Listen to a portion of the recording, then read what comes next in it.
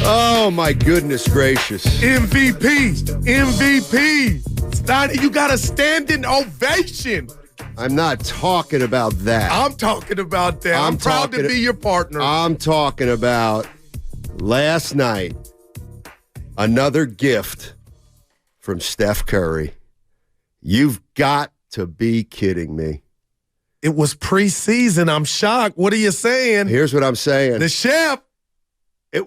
It was the greatest preseason game I've ever seen, but for the one I saw in person back in 1985 at Boston Garden between the Sixers and the Boston Celtics. Whoa. That game last night, I know it's a preseason game. I'm shocked. But, well, listen, as you think about, I think about things a little differently. Okay. And here's what I think. Steph Curry did something that I didn't think could be done. He made me really care about a preseason game. Watch the end of it. Why? Because the Warriors were trying to win. So were the Kings. There was just no doubt about it. We got a new rivalry, Steiny. Maybe. Both teams want. No, I'm with you. They wanted to win. The Kings wanted that game. They are hurt right now. But yes, I agree. But I also think even if the opponent had not been the Kings, you think? I think they were down, about 12-14 when Curry comes in with 8 minutes to go, whatever it is. And to me, at that point, Kerr goes to Steph and goes, look, let's try to get ourselves back in this game and try to win it, because, look, Chris Paul and Steph haven't played together in close games because they just joined the same team. So I think there was a commitment on the Warriors at the 8-minute mark when Steph came in. Let's make this a game. Okay. Because at least if we make it a game, then we can figure out how we can play down the stretch or at least try some stuff down the stretch. And boy, did they find out. Yeah. Really. And really incredible. But can we back up, Steiny? Sure. Because we're burying the lead. Yeah. Thank you to everybody that came out and supported us at San Leandro Fieldworks. It was incredible. Another successful one in the books. And Steiny, what we do, it's about the people. And Dublin Marge, Damon Chang, Drew Down, everybody showed up. Philmo Mike. I'm forgetting all the names, but I'm still touched. And you can see my voice, my pipes are not doing too well. But I got you, buddy. For you to get the standing ovation, you, I am proud to be your partner this morning. In your new Jordans. Thank you. Thank you very much. And Steph goes out and hits a game winner. Well, you mentioned last night, and something happened last night that I think we all have to wrap our heads around. Uh-oh. And there going? Was some role reversal last night that maybe was unprecedented. So we're at the Summit. Big crowd at Fieldwork. Man. Spadoni was special too. I saw you. And Willard is hosting.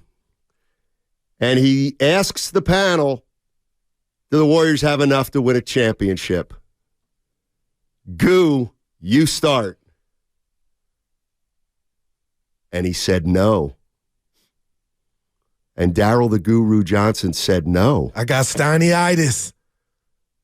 And he explained why, and there were very cogent reasons. It was well thought out, and some of the things I actually believe also. But it came then to me, and Mark Willard said, do the Warriors have enough to win a title? And I said, yes.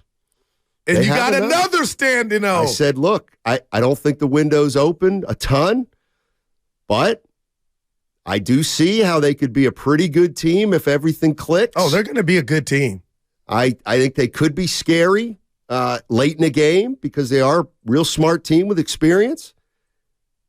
And so I just don't know how we move on from here. Well, as a show and as easy as just a tandem. Because Evan looked perplexed when you told him what went down. But Steiny, I need to elaborate. Actually. Yeah, he didn't get it. Yeah, he looked at me. But listen, I think and I've been told, there are things going on with the Warriors, and it's their fraternity. It's their organization that we're not privy to. And the Klay Thompson contract, which a lot of people may think is nothing, but to me it's something. The Steve Kerr on top of that. And what we've been told is we don't know what the Warriors were dealing with off the court last year.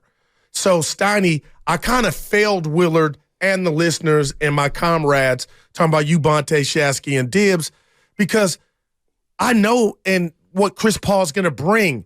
It's going to be art.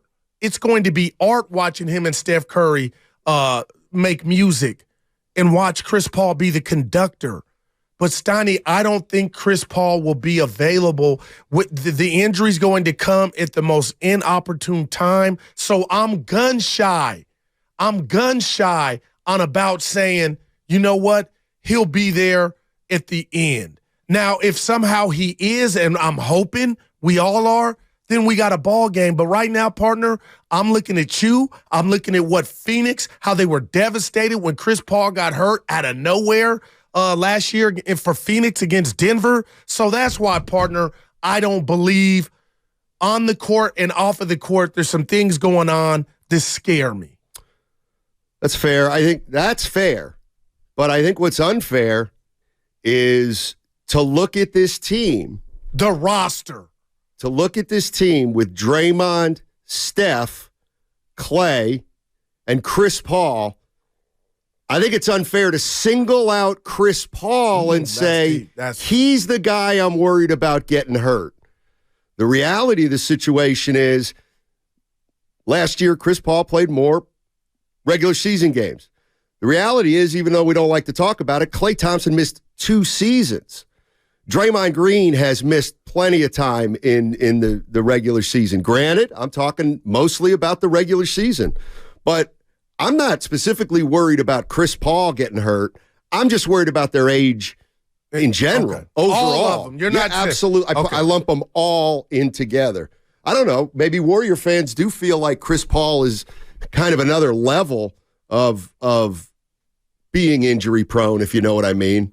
But I think it's all those guys. You know, they got to be. You know, we said it to Laker. You got to stay healthy. You got to stay healthy. Yep. And it's just understood. They have to stay healthy. And a lot of just like the Niners in a lot of ways. No doubt. And a lot of the Willard, everybody did a great job, but a lot of what we talked about was centered around Chris Paul. And lo and behold, we go watch that game, and I was reminded, Steiny, you know I'm the biggest Curry fan, one of them. He goes out and hits a game winner, and I'm sitting there like, you got to be kidding me. Willard stopped the summit. He gave the starting lineup, and I was like, that's interesting. Okay, you know. And then Curry goes out there and just reminds us how stellar he is. So how dare, this is what I thought about Steiny driving in, how dare I say this roster's not worthy, you know, to win it when you got arguably a top 5 or a top 3 player playing like that right now, and the chef wins the game.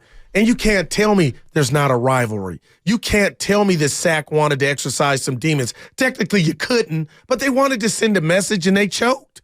I don't want to say they choked. They got their hearts ripped out. Yeah, I don't know if it's a rivalry yet. It's but you're right. That's not the issue. The issue is that both teams are playing really hard.